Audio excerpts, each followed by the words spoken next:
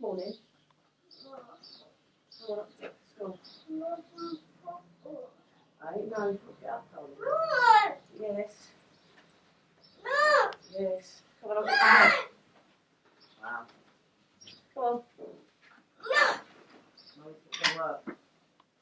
When I come home, my house smells like hard work, and it makes the damp walls unimportant.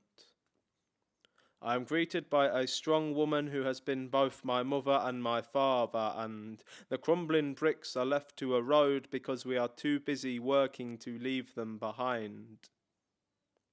Never underestimate a woman. They have untold powers that most men are unaware of, but most men would malfunction without them. There is a femme fatale in the film we are watching to unwind after our day's labours. I think about the beauty of a femme fatale, not in a kinky way, but simply appreciative of her womanly aura, and it becomes obvious to me that I love nothing more than a strong woman.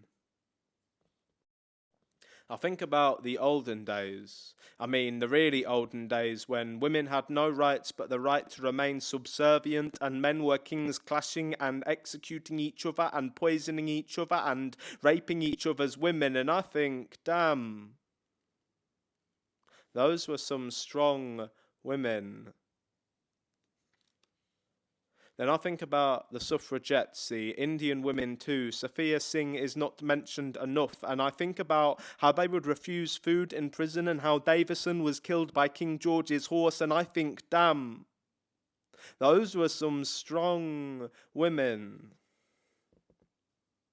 My mum used to tell me that bullies are weak, and I think about today as women are being blamed for the actions of their rapists, and little girls see their mothers hit, and even schoolgirls receive sexual harassment. And I know these women, but they still smile when I see them, and that is a power in itself, and a strong one at that. And like my mum said, bullies are weak, so I think, damn, have men ever really been as strong?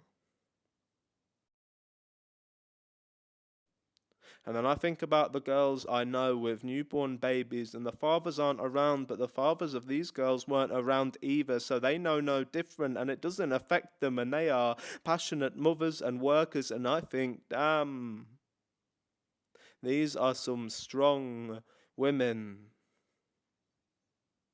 Then I think about my mum.